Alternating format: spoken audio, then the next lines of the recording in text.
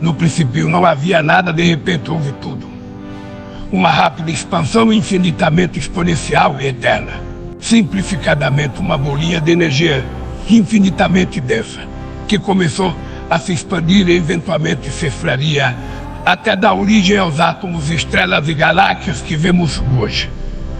É de conhecimento geral que antes do Big Bang não existia o tempo. Então não faz sentido nos perguntar o que veio antes, mas de onde veio o espaço e a energia que deu origem àquela bolinha que chamamos de singularidade. Não faz sentido responder que não existia nada, pois o nada não existe no universo. Na realidade, o nada só existe em nossas mentes, pois tudo que existe é o que existe. Para contextualizar, não existe lugar vazio no universo. Até mesmo em um vácuo, longe de tudo, ainda existe algo. Existe campos quânticos, afinal, eles permeiam todo o espaço-tempo, todo o universo. E não é porque existem partículas que campos quânticos não vão estar lá. O vácuo é como um lago, que de longe parece completamente liso. Mas quando você chega perto, tem pequenas flutuações. Então, campos quânticos nunca estão perfeitamente parados, devido ao princípio da incerteza. Então, um campo quântico sem partículas tem de fato energia total igual a zero, mas se você analisa por um período curto de tempo, flutuações de energia podem sim acontecer. Mesmo em um espaço completamente vazio, pois pequenas ondulações acontecem o tempo todo, muito rapidamente nos campos. E ondas também são partículas, então até mesmo o vácuo está cheio de partículas virtuais, partículas subatômicas, que surgem por mudanças aleatórias na energia de um sistema. Essa flutuação aleatória dentro de um campo quântico cria temporariamente pares de partículas e antipartículas que existem por um curto período de tempo até se aniquilarem e deixarem de existir, fazendo com que a energia total do sistema volte ao seu estado inicial, ou seja, zero. Eventualmente essas partículas virtuais podem virar partículas reais. Isso acontece quando elas não se aniquilam instantaneamente. Portanto, flutuações aleatórias na energia de um campo quântico podem criar matéria real. E isso acontece em todo o espaço-tempo, o tempo todo. Teoricamente, todas as partículas do universo estão em campos quânticos, onde cada quadradinho do tecido do espaço-tempo tem um determinado valor energético.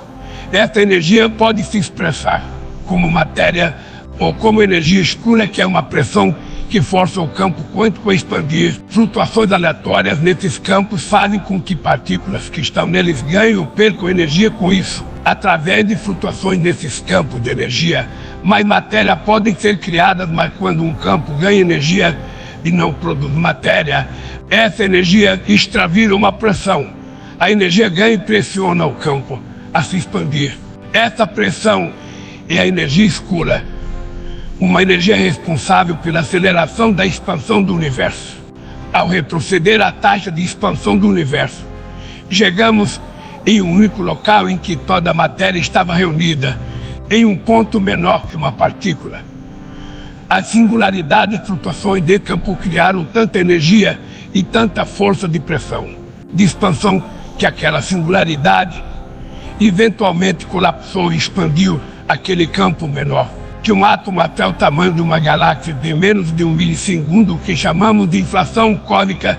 Se você se perguntou por que a singularidade não colapsou em um buraco negro, parabéns, porque foi essa mesma pergunta que levou os físicos à teoria da inflação cósmica. A pressão de expansão da energia escura é uma força que age contra a gravidade, impedindo a singularidade de colapsar completamente, fazendo ela expandir.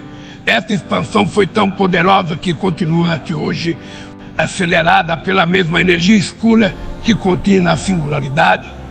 Astrônomos chegaram a essa conclusão, analisando essa distribuição e densidade da energia escura em nosso universo, que é muito baixa, 0, seguido de 10 zeros, 1 joules por metros cúbicos. Isso é a mesma energia de um grão de areia suspensa no ar. Apesar de compor 70% de tudo que existe, ela é extremamente leve e pouco densa, mas sua densidade é constante. ou seja, a quantidade de energia escura aumenta junto com o volume do universo. Então, o campo quântico inflacionário explica até a origem da energia escura e funciona exatamente como a constante cosmológica de Einstein. Mas resolvendo uma pergunta, só acabamos criando uma nova questão que existia antes. Dos campos quânticos, por lógica humana, intuitivamente pensamos que teve que haver algo que deu origem em todas as coisas. Mas não podemos descartar que talvez questão, até porque a singularidade é uma conclusão da relatividade e determinístico, porque tem propriedades quânticas e probabilísticas para entender como o Big Bang surgiu e o que veio antes dele. É necessário unir essas duas áreas completamente diferentes em uma só teoria unificada.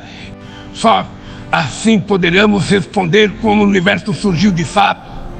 É quando percebemos que quanto mais descobrimos sobre o universo, mas concluímos que não sabemos de nada.